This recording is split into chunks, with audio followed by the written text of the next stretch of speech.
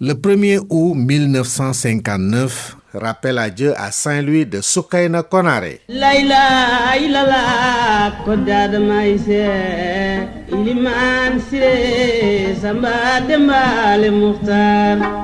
Elle est considérée comme la première femme politique du Sénégal.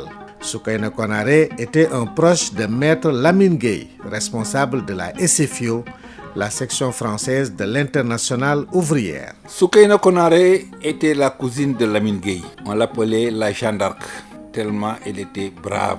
Atoumane Ndiaye, conservateur des archives. Elle a soutenu Lamine Gueye durant sa vie politique. Et je sais bien qu'elle était beaucoup plus âgée même que Lamine Gueye. Il y avait 9 ans de plus que Lamine Gueye. Mais elles se sont parentées à partir de leur mère, Fatou Gueye Bakar et Koura Gueye Bakar, toutes de Bakar Wali Gueye.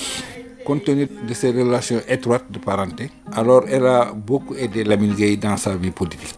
Ce qui fait que durant la première opération électorale que Lamine Gueye a eu à faire en 1925, Soukaina était à côté de lui et disait à qui vous devez l'entendre: vous les hommes, si vous ne vous sentez pas capable, donnez-nous vos pantalons et nous allons vous faire voir comment une femme doit se comporter.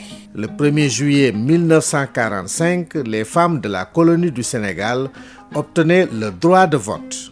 Soukaina Konaré était au cœur du combat pour l'émancipation politique des femmes du Sénégal. Soukaina a été une des femmes qui a beaucoup marqué l'introduction du vote chez les femmes. Parce qu'à l'avènement de Lamine Gueye en 1944, juste après la conférence de Brazzaville, il y a eu quand même une action vis-à-vis des pouvoirs coloniaux à introduire le vote chez les femmes. Mais en ce temps-là, les colons avaient omis d'en faire pour les Sénégalaises. Soukaina, à la tête d'un groupe de femmes à Saint-Louis, a montré toute sa bravoure jusqu'à ce que Kournali, qui était le gouverneur général, ait retourné sur sa position et a donné droit au vote des femmes. Le 1er juillet 1945, les femmes ont voté pour la première fois au Sénégal.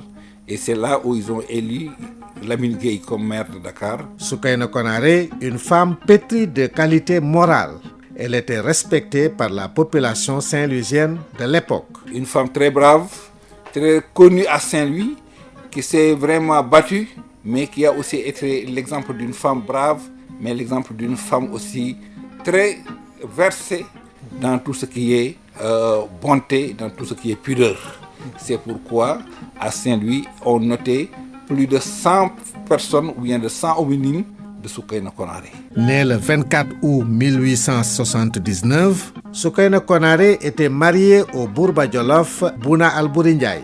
Pour pérenniser son œuvre, l'école des jeunes filles du quartier Balakos à Saint-Louis est baptisée École Soukaina Konaré depuis 1985.